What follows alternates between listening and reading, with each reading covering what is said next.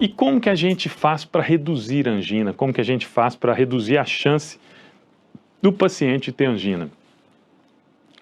Duas formas. Ou você aumenta a oferta de oxigênio, ou você reduz o consumo de oxigênio. Essas são as duas formas. Se você tem uma artéria entupida, ou você abre aquela artéria e deixa o sangue passar mais, vai chegar mais oxigênio, ou você tenta reduzir o consumo de oxigênio. E os antianginosos agem muito em cima disso. Quais são as medicações que nós temos para tratar angina?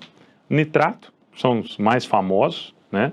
O nitrato ele acaba causando uma vasodilatação nas coronárias, melhora um pouquinho o fluxo e diminui um pouco ali também o trabalho do coração. Dessa forma, ele melhora a oferta e diminui um pouco o consumo. Só, gente, que nitrato é um medicamento muito mal tolerado. Não tem um número certo, exato, mas a quantidade de pacientes que tomam nitrato, que tem cefaleia, que tem dor de cabeça, e não é uma dorzinha de cabeça, é aquela dor de cabeça infernal, aquela ressaca ali que seu cérebro quer sair da cabeça, é tipo aquilo. Além disso, os nitratos acabam tendo resistência. À medida que você vai usando ele vai tipo que meio que perdendo o efeito e você não vai conseguindo controlar tão bem mais aquela angina, além de ter um monte de reação com outros medicamentos, por exemplo, o azulzinho, quem não lembra dele, né, o Viagra, o sildenafila. Se tomar o nitrato e tomar um Viagra ou tomar sildenafila, é igual a conhecer São Jorge. Morre mesmo, porque o paciente faz uma hipotensão refratária. A pressão dele cai tanto, que ele você não consegue reverter aquele quadro. Beta-bloqueador. Beta-bloqueador é um bom remédio para angina. O que ele faz? Ele diminui a frequência cardíaca. Diminuindo a frequência cardíaca, você diminui o consumo de oxigênio. Então, beta-bloqueador para angina, ok, ótimo. Desde que o paciente tenha frequência cardíaca alta. Porque se ele não tiver frequência cardíaca alta, você dá beta-bloqueador, não adianta nada. Muito pelo contrário, às vezes ele vai fazer um bloqueio. Ele vai fazer o coração ficar batendo muito devagar. Então, beta-bloqueador é bom para angina, mas dependendo do caso. Os bloqueadores de canal de cálcio também são usados para angina, tá? Bloqueador de canal de cálcio, no caso ali, amlodipino, nifedipina, esses medicamentos podem ser usados para angina, mas tem a questão principalmente da pressão. Às vezes o paciente nem tem pressão alta, ele tem angina. Se você der beta-bloqueador, a pressão cai. Se você der bloqueador de canal de cálcio, a pressão cai. Se você der nitrato, a pressão cai.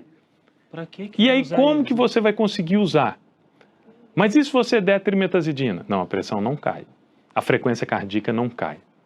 Tá? Nós temos a ivabradina ali também, que a ivabradina vai entrar no mesmo esquema ali do beta-bloqueador. Exato. Então ela reduz a frequência cardíaca, reduzindo a frequência cardíaca, ela diminui ali o consumo de oxigênio e pode sim reduzir as crises de angina.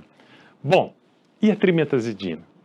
A grande vantagem da trimetazidina é que ela não causa efeito hemodinâmico. Então a trimetazidina ela não diminui a frequência cardíaca, ela não reduz a pressão arterial, ela não interage com medicamentos assim, com a maioria, não interage, por exemplo, com Viagra, com sildenafila. Então o meu paciente que tem angina e que quer tomar o Viagrazinho dele lá, que está tomar sildenafila e pode tomar trimetazidina, pode, sem problema nenhum. Não vai ter interferência nenhuma, ele pode tomar. Quais são as únicas contraindicações da trimetazidina? Isso é importante.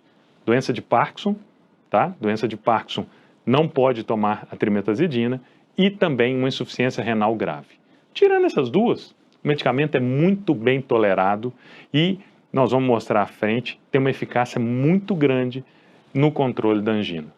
Isso aqui é o fluxo ali de tratamento da angina pela última diretriz de angina estável da Sociedade Brasileira de Cardiologia. Vocês vão ver lá nitrato lá no início, né, que está ali antes, só que aquilo ali, gente, não é o nitrato de longa ação, é o nitrato aquele de colocar debaixo da língua. Então é para tratar a crise no momento, não para evitar a crise, desde que você não tenha consumido a sildenafila, porque senão aí complicou, entendeu? Aí você não pode colocar. Então, aquele nitrato é diferente, é o nitrato de tratar o sintoma no momento. É igual você está com dor, você vai lá e toma dipirona. Diferente dos nitratos de longa duração, tá? Que estão lá na terceira linha, tá? Então, são medicamentos de terceira linha. Esses são, por exemplo, conhecidos, né? O monocordil, o sustrate. Então, Exato. esses são de longa duração e eles são terceira linha. E ali entra na segunda linha de tratamento os bloqueadores de canal de cálcio, a trimetazidina e vabradina, e como primeira linha os beta-bloqueadores. Bom, como nós até adiantamos ali, eu acho que esse negócio de colocar primeira linha, segunda linha, terceira linha, mas para qual paciente? Exato. Tipo assim, nós vamos tratar todo mundo igual? Isso é receita de bolo, gente. Receita de bolo não funciona. Você não pode tratar todo mundo igual. Então a gente tem que individualizar o tratamento. Por que os beta-bloqueadores são primeira linha no tratamento da angina? Porque os beta-bloqueadores têm estudos lá atrás mostrando diminuição de mortalidade nos pacientes pós-infarto. Mas era principalmente nos pacientes que tinham insuficiência cardíaca com fração de ejeção reduzida. Então o beta-bloqueador, ele teve muito benefício, sim, em estudos lá atrás, bem antigos, nessa questão, mas no paciente com insuficiência cardíaca. E isso hoje é totalmente estabelecido. Mas em relação à angina, será que o benefício é tão grande assim que a gente realmente tem que usar o beta-bloqueador em todo mundo? Aí eu trago para vocês, gente, uma coisa bem atual, mas bem atual mesmo. Esse trabalho, publicado na New England Journal of Medicine, simplesmente a revista médica mais importante do planeta, tá? Ele foi apresentado, esse estudo foi apresentado no congresso do ACC, que é do Colégio Americano de Cardiologia, um dos congressos americanos de cardiologia, que são dois, o ACC e o American Heart. Eles foram pegar pacientes que tinham fração de ejeção normal, ou seja, tinha o coração normal, tinha um coração que não tinha ficado fraco, e testaram o beta-bloqueador neles para ver se realmente o beta-bloqueador é para todo mundo ou se é somente para aqueles pacientes que têm o coração mais fraco. E o que o estudo mostrou? O tratamento prolongado com os beta-bloqueadores não levou ao menor risco de morte, qualquer causa, ou novo infarto em pacientes pós-infarto com a fração de ejeção preservada, ou seja, com o coração normal. Então isso cai um pouco por terra, gente, essa questão que o beta-bloqueador é primeira linha, ele tem que ser usado para todo mundo porque ele diminui mortalidade. Beta-bloqueador é primeira linha? Sim, em paciente com insuficiência cardíaca. Esse tem que usar mesmo. Isso aí a gente tem várias evidências, tem que usar mesmo. Em relação ao paciente com angina, eu tenho que usar beta-bloqueador? Depende. Se for um paciente que tem a frequência cardíaca mais alta, aí realmente vai trazer benefício, porque você vai diminuir a frequência cardíaca e ele vai conseguir controlar. Se não, gente, não justifica.